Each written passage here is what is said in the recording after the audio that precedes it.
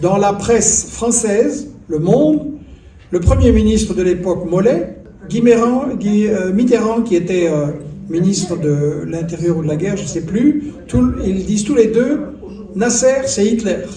Et Le Monde met ça aussi à la une. Nasser, c'est Hitler. Vous voyez, l'inversion des rôles, on a une agression coloniale, ah oui, mais c'est parce qu'on combat un Hitler, donc vous voyez, on a raison.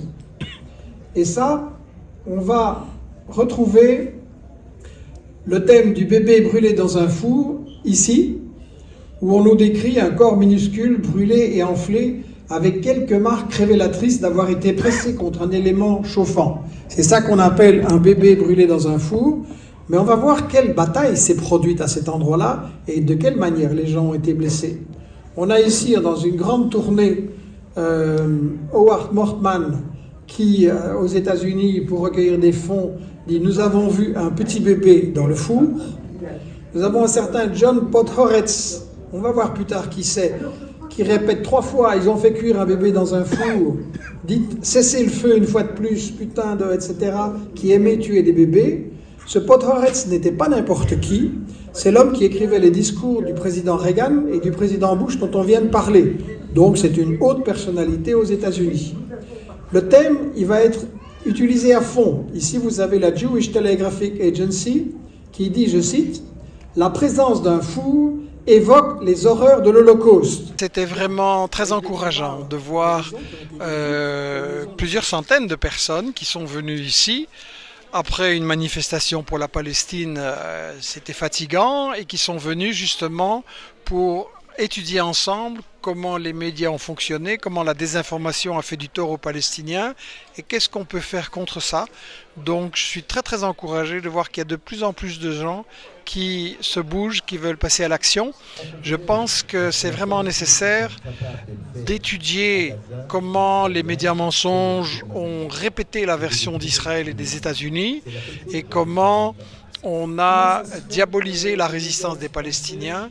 Je pense que c'est nécessaire d'étudier ça, de se former et de s'organiser aussi pour apporter la contre-information en discutant directement avec les gens contre les mensonges des télés. Et je pense qu'on peut vraiment arriver à des résultats si tout le monde se mobilise et que le pouvoir sur l'info, il faut le prendre. Bon, voilà, j'ai participé à cette soirée parce que je trouve que c'est important de soutenir les initiatives de soutien à la Palestine.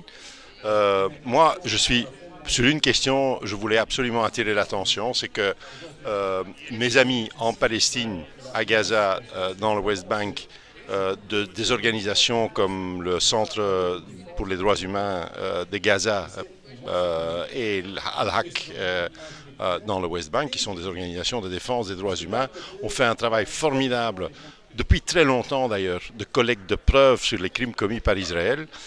Israël a maintenant bombardé les bureaux du Palestinian Center for Human Rights à Gaza et je crois que nous avons la responsabilité d'aider ses amis à reconstruire leur capacité de continuer à documenter les crimes commis par Israël, parce que la base de toute action pour mettre fin à l'impunité, c'est la récolte des preuves sur le terrain, et il n'y a que les amis palestiniens qui peuvent le faire. Voilà, c'était pour moi l'objectif primaire de ma présence ici aujourd'hui. Quel est le ressenti des réfugiés aujourd'hui? Ils se sentent un peu ignorés, méprisés. Ils ont le sentiment qu'ils sont délaissés. C'est une des rares fois où je me suis sentie vraiment dans un climat de confiance depuis le début de l'actualité, depuis le 7 octobre, parce que en Europe, on commence à se sentir un peu dans un milieu hostile. Le simple fait de porter un kéfier pose problème. Et honnêtement, ce débat a été utile pour moi. Je voulais parler des médias et du rôle dangereux qu'ils peuvent jouer en incitant à la haine, en incitant les uns contre les autres et en fragilisant justement cette paix sociale qui est déjà fragile par la crise, par le Covid, par la guerre en Ukraine. Donc je pense que les médias doivent prendre leurs responsabilités et donner des vraies informations et faire un travail sur le terrain, un travail d'investigation pour donner des vraies informations objectives. Sinon, ils seront considérés comme étant complices des crimes commis en Palestine. بسم الله الرحمن الرحيم. الأخ معكم الأخ عبد العالي حسون، يعني رئيس جمعية لي دو زيتوال، اللي نظمت محاضرة للتعريف بالقضية الفلسطينية، اللي كتعرفوا أن الشعب الفلسطيني خصوصا في غزة يتعرض لهجمة بربرية، وكنعرفوا أن الشعوب في العالم تتعاطف، ومن بين هذه الأوجه التعاطف هناك محاضرين يعني في مستوى وخبراء استضفناهم حتى ننير القضية، حتى نبين القضية الفلسطينية إلى بالخصوص إلى الشباب والمجتمع المهاجر أو الغربي هنا بهذا البلد. Wallace dit, les Russes ont déjà déployé des crématoriums mobiles pour suivre les troupes sur le terrain, ce qui est terrifiant. Donc, on a, juste avant la guerre, les Russes qui amènent des fours crématoires sur le terrain, sans doute pour mettre toutes leurs victimes et cacher leurs crimes, etc., etc. Sauf que ça se passe pas en Ukraine, et ça, c'est une publicité tirée d'une firme, du site d'une firme, qui vend en fait des incinérateurs mobiles pour les gens qui ont besoin de ça n'importe où, mais ça n'a rien à voir avec l'Ukraine, et c'est une image qui date d'il y a quelques années. Mais donc, on utilise ça. Dans la comparaison, les Palestiniens égale Hitler, on a l'homme ici à gauche, Herzog, le président actuel d'Israël, c'est soi-disant quelqu'un de gauche, c'est un travailliste, qui a montré ce livre en disant, voilà, dans les écoles de Gaza, on trouve le Mein Kampf d'Hitler, donc vous voyez, les Palestiniens égale Hitler. Dans le livre Israël et sans pire citation, on a aussi un exemple avec Netanyahou qui dit Hitler ne voulait pas tuer les Juifs. Hein. C'est le moufti de Jérusalem qui a été chassé de Palestine. Il s'est réfugié en Allemagne et il a dit à Hitler les Juifs, vous n'avez qu'à les brûler. Et c'est comme ça que Hitler a eu cette idée. Voilà le genre de choses qui est raconté par les éditionnistes, et j'ai mis la comparaison avec le célèbre Colin Powell et ce soi-disant fiole d'armes de destruction massive présenté à l'ONU. On rigole maintenant, mais ces trucs-là, ils ont servi à plonger l'Irak en enfer. Moi, j'ai été visiter l'Irak 2 fois, j'ai vu ce que la population avait subi, le blocus des médicaments, des produits chirurgicaux, de l'alimentation, des armes à l'uranium appauvri.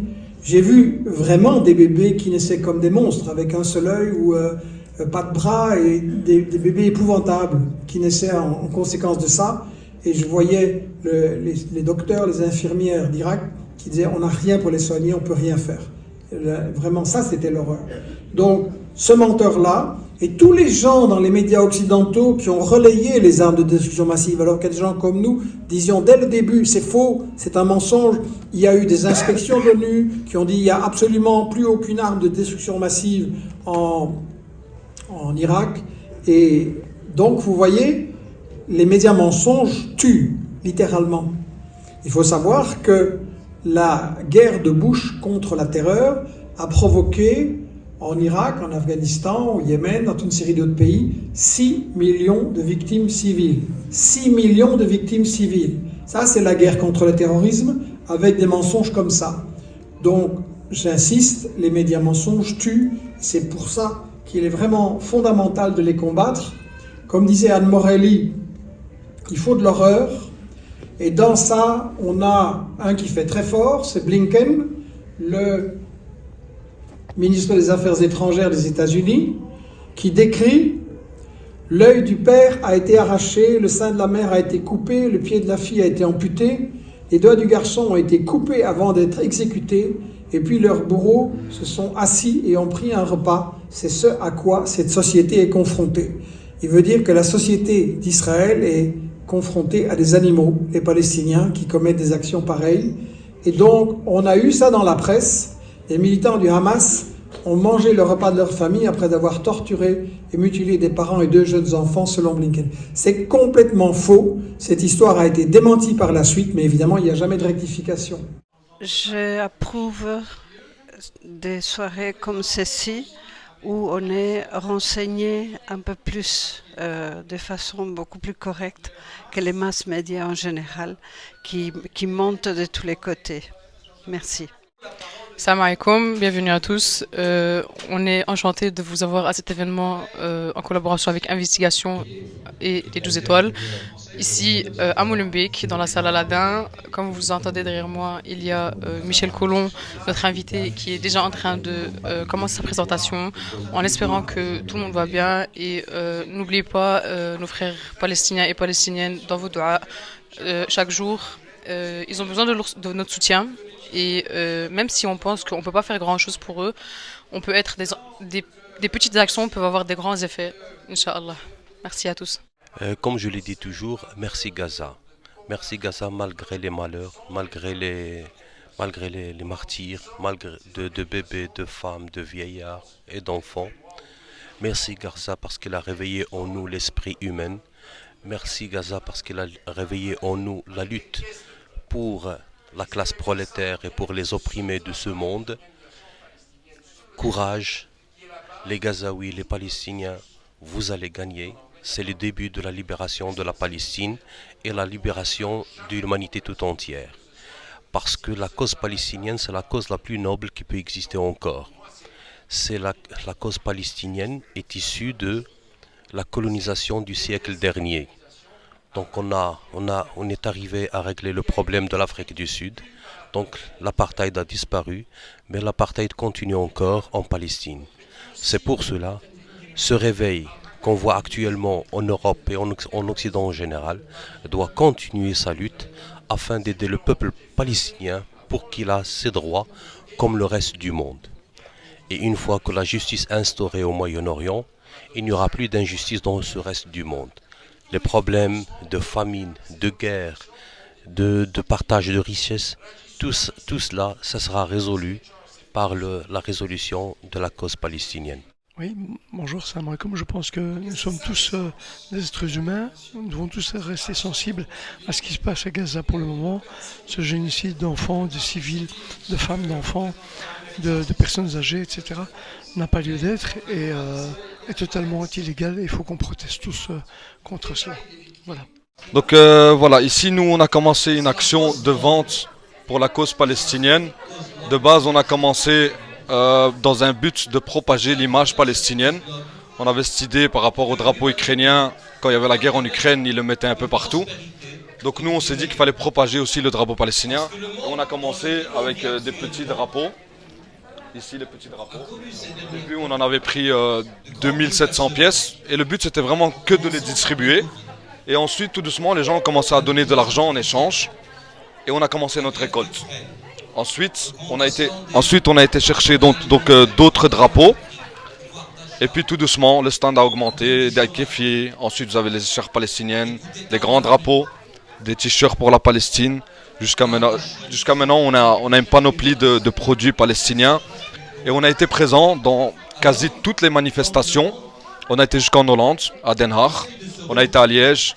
On a assisté à Namur, à peut-être une quinzaine de manifestations à Bruxelles et les gens n'ont pas été insensibles à la cause, ils ont été vraiment sensibles et les gens ont vraiment acheté tout le temps le produit palestinien et ça a été une grande réussite. Donc voilà, on a une page sur TikTok et Instagram qui est unipourlapalestine.bxl. Je vous invite à nous rejoindre, comme ça vous pourrez voir aussi tous les prochains événements et tout ce que nous faisons comme événement à chaque fois. Donc voilà, notre stand a toujours été présent, on a une 50aine de personnes qui travaillent avec nous à chaque fois. Et alhamdulillah, on remercie Dieu pour cette baraka et la générosité aussi des gens. السلام عليكم ورحمة الله وبركاته. الحمد لله أنني جيت هذه المحاضرة باش نشوف شوية التحليل العادل، تحليل أوبجكتيف، تحليل الذي ليس فيه يعني من ورائه إيديولوجيات إلى آخره. تحليل كان إيجابي 100%، لأن الصورة والدليل يعني والحمد لله، أقول الحمد لله، رغم أن أتأسف أن الصحافة لم تدخل إلى غزة لكي ترى يعني الأشياء بعينها، إلا أن كل فلسطيني كان صحفيا فكان يخرج لنا الصورة الواقع. ونحن كنا صحفيين كما قال الأستاذ، كلنا أصبحنا صحفيين نحلل الصورة بأفكارنا. الحمد لله حتى شي واحد ما جعلنا وبغى يردنا الصورة الغير الحقيقية. فالآن أي الطفل الصغير يقول كيف يعني الإسرائيليين كيقولوا كذا كذا وإحنا كنشوفوا كذا كذا. يعني الحمد لله أنه لم تتدخل أيدي ملوثة أنها تلوث هذه الصورة اللي تحدثت في غزة. وأسأل الله سبحانه وتعالى يتجاوز عنا لأننا لم نفعل شيئا. كنتظر الإنسان الحر والحكومات الحرة أنها تدافع وأنها توقف هذه الحروب وتوقف هذه الدماء، لأنها إبادة جماعية. والله لم أرى شيء يعني من صغري إلى اليوم لم أرى يعني واحد الإبادة جماعية التي الموحشة الوحشية يعني مثل هذه الإبادة. فنسأل الله سبحانه وتعالى أن ينصر إخواننا في فلسطين وينصر الأمة الإسلامية إن شاء الله. Il est de notre devoir de participer à ce genre de rencontres consacrées à la Palestine, surtout dans les circonstances actuelles de guerre contre tout un peuple qui est massacré, et surtout vu le nombre de morts après l'attaque de Gaza. Nous déplorons cette situation et nous demandons un cessez-le-feu, surtout après la marche qui a été organisée et à laquelle ont participé des milliers de personnes aujourd'hui à Bruxelles pour demander un cessez-le-feu immédiat dans toute la Palestine.